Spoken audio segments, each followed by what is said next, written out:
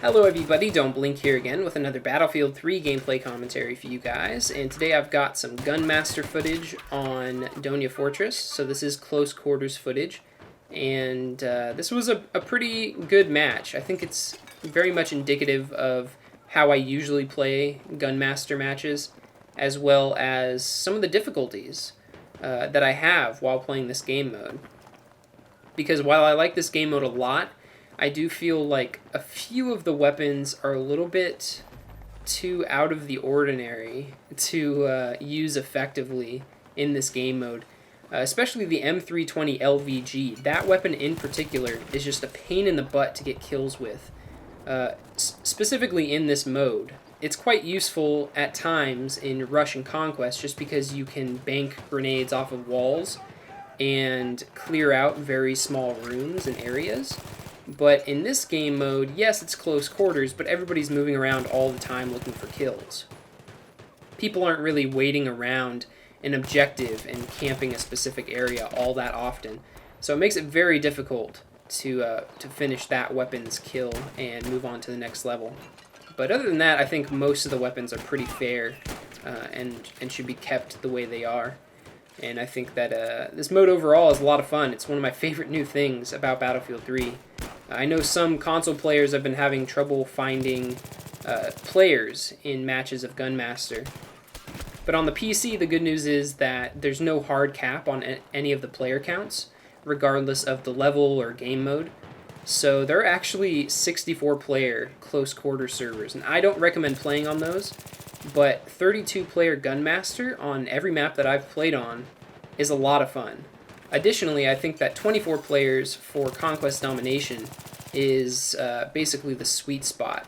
It's right at that point where the game is really hectic and fun, and you're constantly having to go and capture flags and recapture flags and defend flags, but it's not so hectic and just filled with players that you can't really follow what's going on. So yeah, 20-player Conquest Domination and 32-player Gunmaster, that's where it's at in terms of close quarters.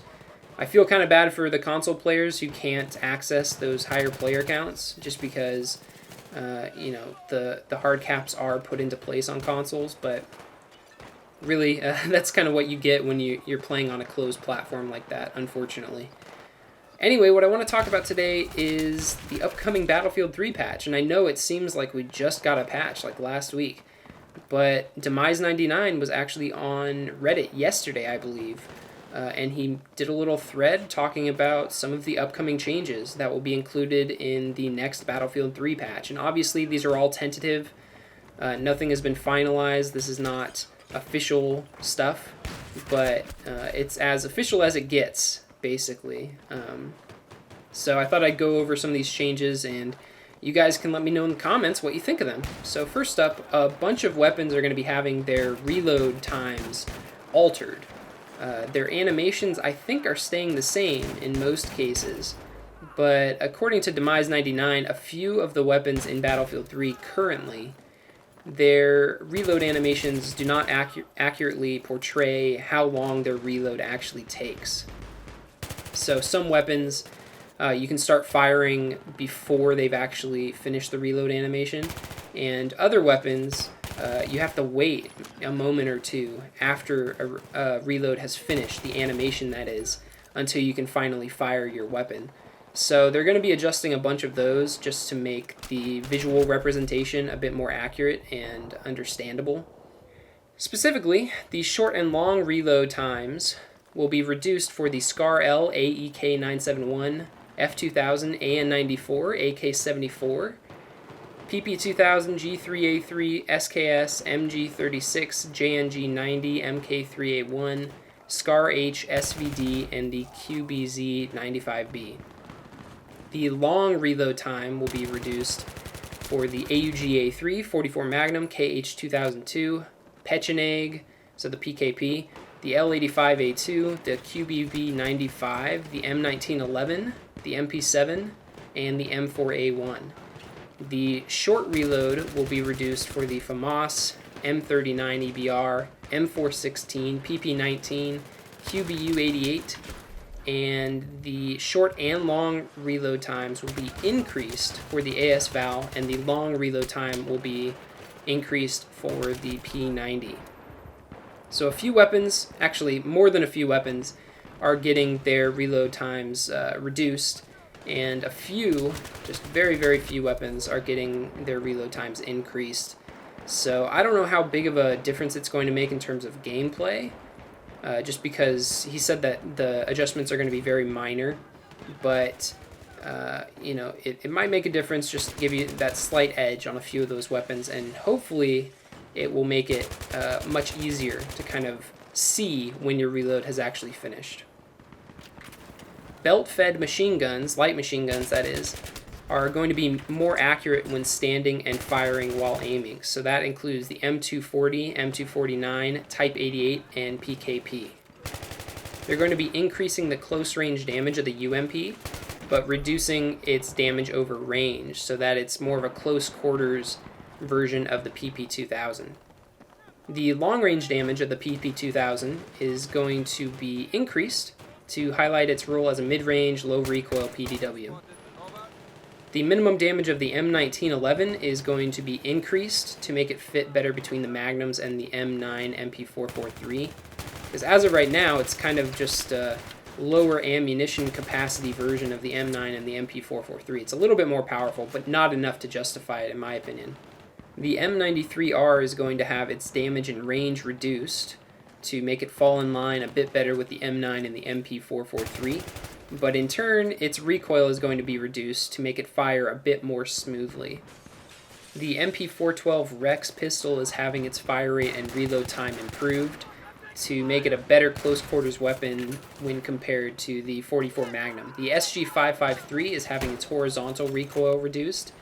The MG36 is having its vertical recoil reduced. The M416 is having its vertical, horizontal, and first shot recoil reduced to differentiate it even more when compared to the M16A3.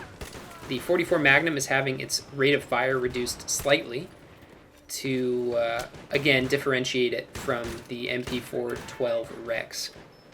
The M16A3 is having all of its recoil amounts slightly increased, as is the M4A1. The G36 is having its vertical and first shot recoil amounts reduced, and the bipods are going to be buffed on the F2000, G3A3, M27IAR, M416, PKP, Type 88 LMG, FAMAS, and MG36. The M5K is having burst fire added to its fire mode options, and the heavy barrel is having its range bonus reduced slightly on the 5.56, 5.45, and 6.5 millimeter assault rifles. Assault rifles, carbines, and LMGs of those exact same calibers are going to have the range penalty for the suppressor reduced. So the suppressor is getting a buff, the heavy barrel is getting a nerf. The suppressor is also being buffed in terms of its ranged penalty on the Scar H. The radius for maximum damage of the 40mm LVG, the M320 that I'm carrying right now, has been slightly increased. The overall damage level and range, however, remain the same. The Scar L heavy barrel is being fixed, so it will increase recoil when zoomed and standing. Jets will be getting bonuses on laser designated targets. The AUG's M320 smoke grenade launcher will no longer have that almost instantaneous projectile velocity, so that's being fixed. Helicopter weapons are also being fixed so that they will be able to destroy enemy equipment with splash damage. Additionally, in terms of vehicle buffs and nerfs and stuff like that, the helicopter and jet rockets will have their damage increased against helicopters, jets, and infantry. Helicopter gunners and IFVs will also be doing more damage to other helicopters and jets. And finally, the last change that Demise listed in his post is that Mobile AA is once again going to have its damage against infantry changed. This time it's a slight buff. So it seems like they've been struggling with the Mobile AA, especially when it comes to how it deals with stuff on the ground. It seems like they've gotten the anti-air bit down pat, but the anti-infantry and anti-ground vehicles seems like they're still tweaking it, trying to find a nice little middle ground and a balanced way of dealing with the mobile AA. So hopefully they will find that balance soon. But for now, we're still seesawing back and forth with regard to all of this stuff. But yeah, that's it for the changes that were listed in that post. Hopefully, we'll see a new patch sooner rather than later, especially when it comes to those glitches. It's always nice to see quick changes and fixes for those. But as you can tell, the last few levels of Gunmaster are a real pain in the butt. The M320 LVG, it took me more than 2.5 minutes of gameplay to finally get a kill with that thing. It is just a real pain in the butt, and it really doesn't seem like it comes down to skill with that weapon, because you can't get direct hit kills, direct impact kills with the M320 LVG. If that were the case, I think it would be a little bit more manageable, but as it is, you have to bank it off a wall and hope that somebody will come around the corner and run right over it, because otherwise you're not going to get too many kills with it, unfortunately, and you'll get a lot of kill assists. But anyway, that's it for this video. I hope you guys enjoyed the information as well as the footage. If you did, please give it a thumbs up and let me know, what do you think of these patch notes, and what would you like to see in the next Battlefield 3 patch? That's it for me. Hope you guys enjoyed, and I will talk to you all later. Bye.